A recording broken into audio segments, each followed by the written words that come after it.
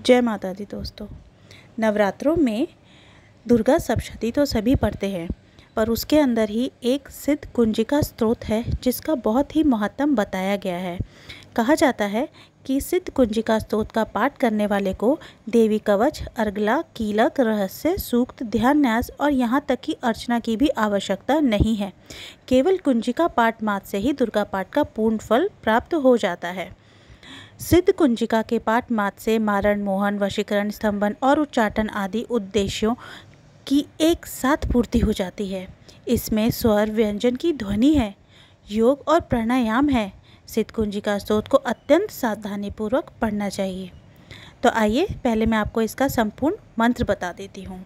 मंत्र है ऐं ह्रीं क्लीं चामुंडाय विच्चै ओं ग्लौं हूं क्लीं जूं सः ज्वलय ज्वलय ज्वल ज्वल प्रज्वल प्रज्वल ऐं ह्रीं क्लीं चामुंडाय विच्चै ज्वल हं सं लं शं फट स्वाहा। अब बताती हूँ कि इसका पाठ कैसे करना चाहिए।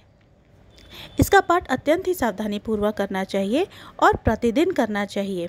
अगर आप इसको प्रतिदिन अपने पूजा पाठ की क्रिया में शामिल कर लेते हैं और इसका अच्छे रूप से अनुष्ठान करते हैं, इच्छा प्राप्ति के लिए करते हैं और सावधानीपूर्वक करते हैं, तो आपको अपनी मनोवांछित इच्छा पूर्ण भी होती हुई दिखती है।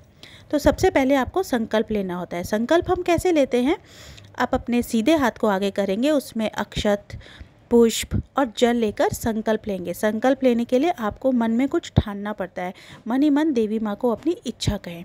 फिर कितने पाठ करने हैं, 1, 2, 3, 5, 7, 11 जितने आप कर सकते हैं उसका संकल्प लें। अनुष्ठान के दौरान माला समान रूप की रखें।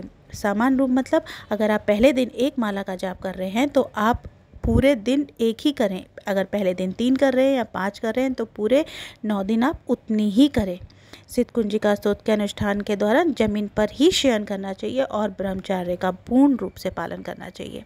माता को भोग में आप अनार लगा सकते हैं क्योंकि माता का अनार प्रिय फल है। उनको लाल पुष्प भी बेहद पसंद है, तो आप उनको रोज़ लाल पुष्प जरूर चढ़ाएं। सिद्ध कुंजिका स्तोत्र में 10 महाविद्याएं हैं और 9 देवियों की आराधना है। आपको दीपक लगाना है, तो अगर आप घी का लगाते हैं तो आप उनकी दाईं तरफ लगाएं। सरसों का तेल का लगाएं तो बाईं तरफ लगाएं। अर्थात आप दोनों दीपक भी लगा सकते हैं, एक दाईं और एक बाईं ओर, पर आपको ये ध्यान रखना है कि आप किस का लगा रहे हैं और किस ओर लगा रहे हैं। इस पाठ को करने का सबसे उचित टाइम होता है रात के 9 बजे। 9 बजे से लेकर आप 11:30 बजे के बीच में इसका कभी भी पाठ कर सकते हैं। ये बेस्ट टाइम होता है।